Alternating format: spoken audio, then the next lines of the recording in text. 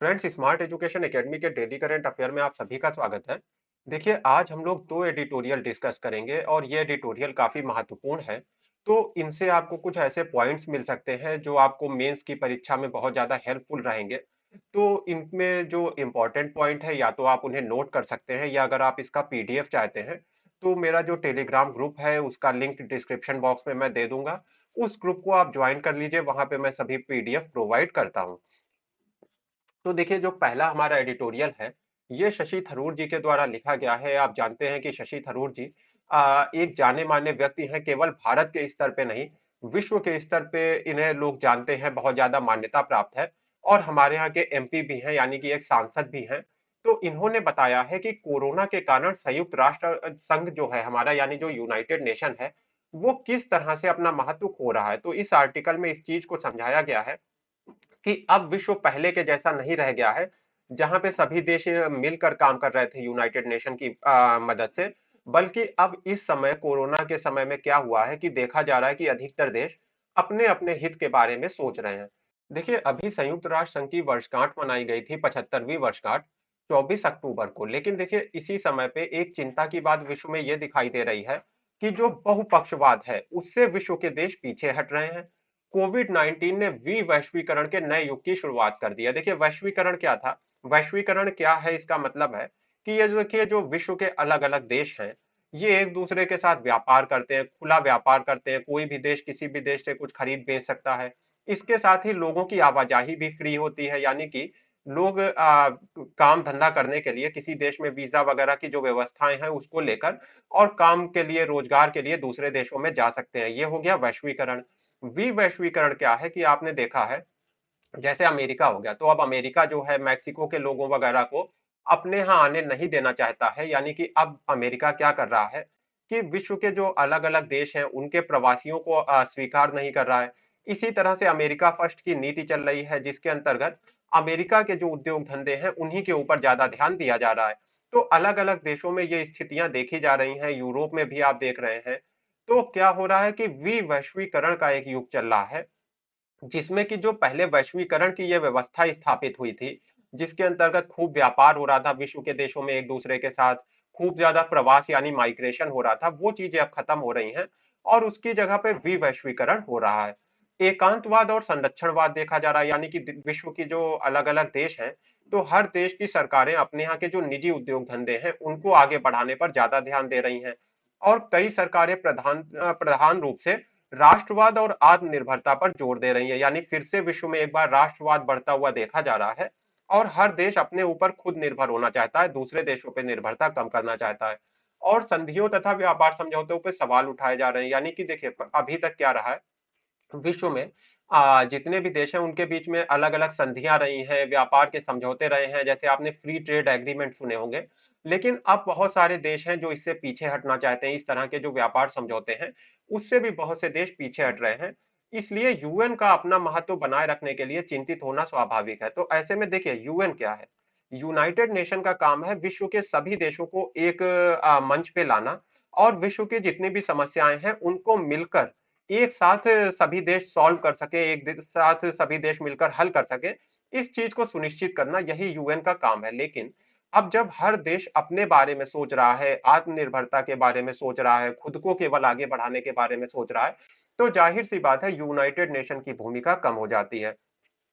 Corona, इसके असर और डर के फैलने के साथ वैश्विक व्यापार में नाटकीय संकुचन और 1930 के दशक की महामंदी के बाद से अब तक की सबसे भयानक मंदी हो रही है। आर्थिक गिरावट और सामाजिक दुष्क्रिया से पीड़ित दुनिया में टिकाऊ विकास के लक्ष्यों को पाना मुश्किल है। यानी 1930 के बाद से विश्व एक बार फिर से उतनी भयानक महामंदी देख रहा है, या कह लीजिए जो मंदी होती है उसको देख रहा है।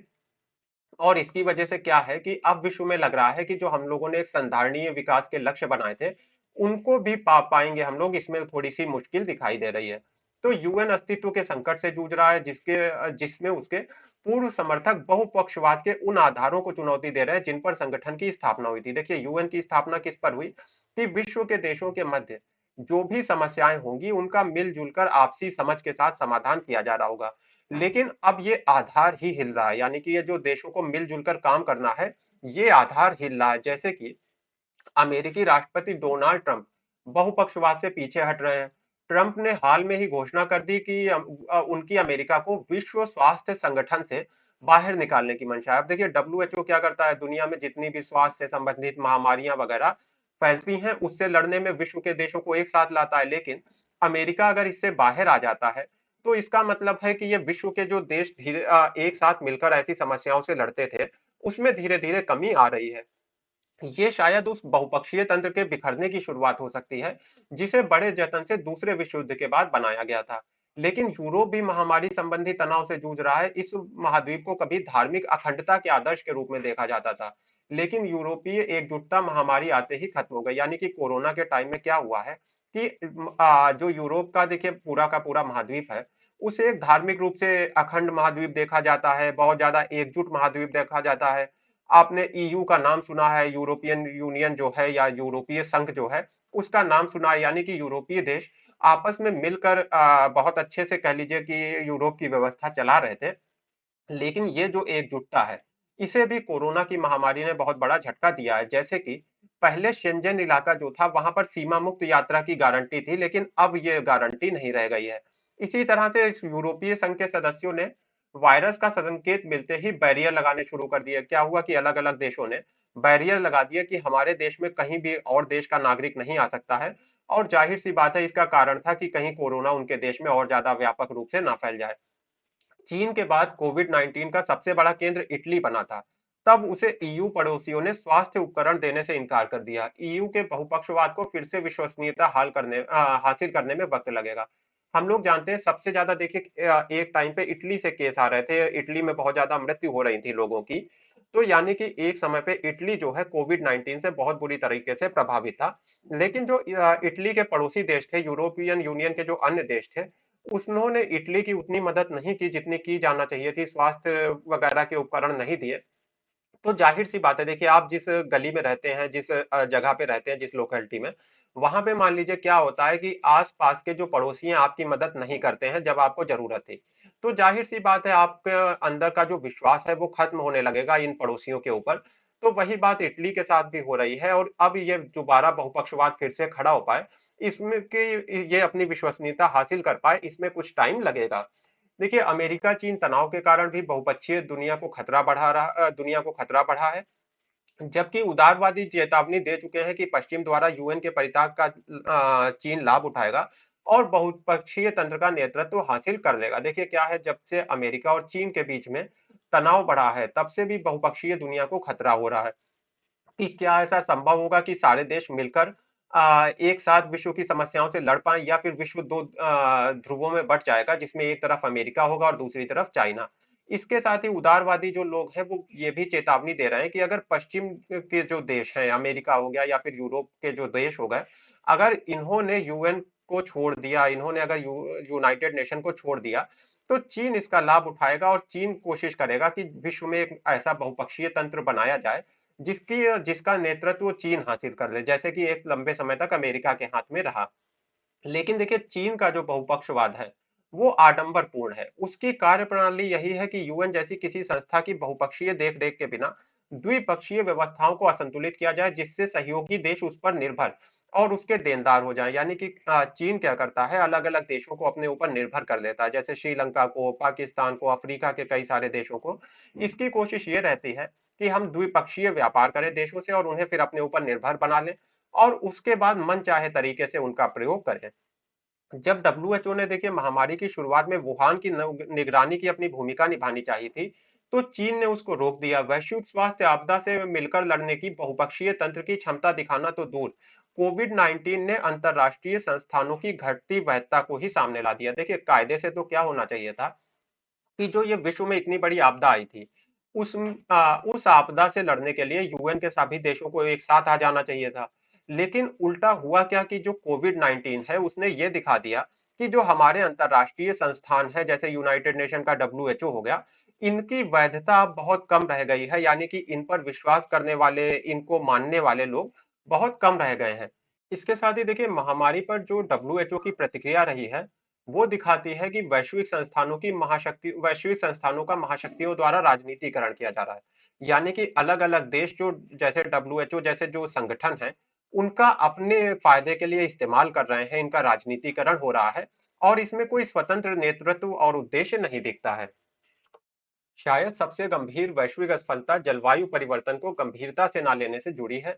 आज जलवायु प्रवासियों की संख्या संघर्ष की वजह से भागे या आर्थिक अवसर तलाश कर रहे शरणार्थियों की संख्या से ज्यादा है। यानी कि देखिए, जलवायु परिवर्तन की वजह से जो प्रवास हो रहा है, उन ऐसे प्रवासियों की संख्या बहुत हो गई है। और देखिए क्या है, आपको एक टॉपिक भी मिल जाता है, यानी कि ये एक इम्पोर्टेंट टॉपिक है कि जलवायु परिवर्तन की वजह से होने वाला प्रवास, तो इसके ऊपर आपको तैयारी करने की एक डायरेक्शन यहाँ से मिल रही है।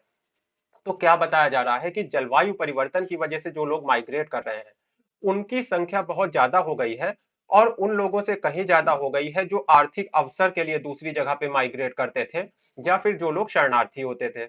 हालिया महासभा में वैश्विक नेताओं में इसका सामना करने के लिए किसी साझा प्रयास की नई प्रतिबद्धता नजर नहीं आई, जबकि 2020 का दशक इसके लिए करो या मरो वाली स्थिति का दशक है। अब देखिए क्या है, जलवायु परिवर्तन जो है एक बहुत बड़ी समस्या है, लेकिन अभी तक इसके ऊपर विश्व के जो देश हैं वो एकमत होकर कोई भी ऐसा कह लीजिए कि रेजोल्यूशन नहीं बना पाए हैं, कोई भी ऐसी नीति नहीं बना पाए हैं कि हम जलवायु परिवर्तन से लड़ने के लिए क्या क्या करने वाले हैं।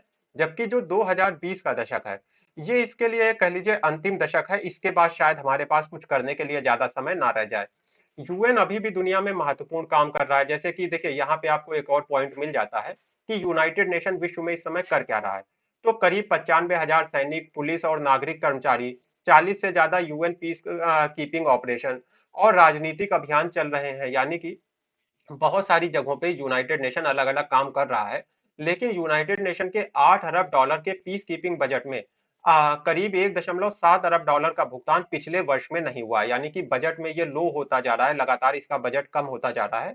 वहीं 71 करोड़ डॉलर के योगदान यूएन के आम बजट के लिए बकाया है। कुल मिलाकर यूएन के पास जो वित्तीय संसाधन होना चाहिए उसमें लगातार कमी आ रही है।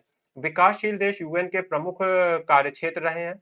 जब भारत जैसा देश यूएन में सुधार की जोर शोर से मांग करता है तो इस बात को मान्यता मिलती है कि संस्थान ने कई मुद्दों पर अच्छा काम किया और यह सुधार करने के लायक है।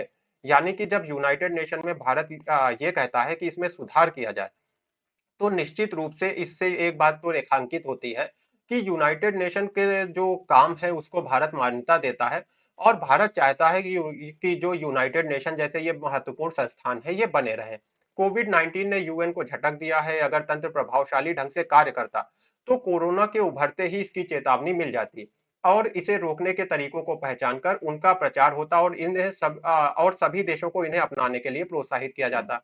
यानी कि अगर यूनाइटेड नेशन सही से काम कर रहा होता तो कोरोना कितना गंभीर हो सकता है इसकी चेतावनी पहले ही मिल जाती। इस चीज पे भी डिस्कशन हो जाता कि इसे रोकना कैसे है, और जब रोकने के तरीके निकल आते तो इसका प्रचार करके सभी देशों को समझाया जाता कि आप कोविड 19 के विरोध में क्या कदम उठाएं। लेकिन ऐसा कुछ भी यूनाइटेड नेशन नहीं कर पाया। इसकी जगह महामारी ऐसी दुनिया लेकर आई है जहां देश विनाशकारी शून्य संचय प्रतिस्पर्धा में फंस गए हैं। देखिए शून्य संचय प्रतिस्पर्धा मतलब एक तो हो गया कि हम और आप मान लीजिए व्यापार कर रहे हैं, तो जो मेरा लाभ है और जो आपका लाभ है यानी कि दोनों को लाभ हो। दूसरा हो गया कि मुझे लाभ तभी होगा जब आपको हानि हो, यानी मुझे अगर 10 का लाभ हुआ तो आपको 10 रुपए की हानि होगी। तो ये शून्य संचय प्रतिस्पर्धा हो गई, यानी कि मेरे 10 रुपए के लाभ के बदले में आपको हानि उठाना ही पड़ेगी। तो 10 माइनस 10 इज इक्वल टू 0, ये हो गई शून्य संचय प्रतिस्पर्धा। तो आज विश्व जो है इस तरह की प्रतिस्पर्धा में फंसा है जिससे एक देश को लाभ और दूसरे देश को हानि हो रही है। जबकि अच्छा ये होता है कि इस तरह का व्यापार वगैरह हो कि दोनों देशों को लाभ हो। जब ये संकट खत्म होगा तब यूएन को जो हुआ है उससे सबक सीखने में दुनिया को नेतृत्व करना चाहिए और मूल्यांकन करना चाहिए कि कैसे अंतरराष्ट्रीय तंत्र और संस्थानों की इसकी पुनरावृत्ति रोकने के लिए मजबूत बनाए। यानी कि कहा जा रहा है कि देखिए जब ये संकट खत्म हो जाए तो दुनिया को एक बार फिर से साथ आकर ये सोचना चाहिए कि अगली बार विश्व में जब कोई ऐसी आपदा आए तो कैसे विश्व इसका मिलकर सामना कर सकता है, किस तरह से अंतरराष्ट्रीय तंत्र और संस्थानों को मजबूत बनाया जा सकता है।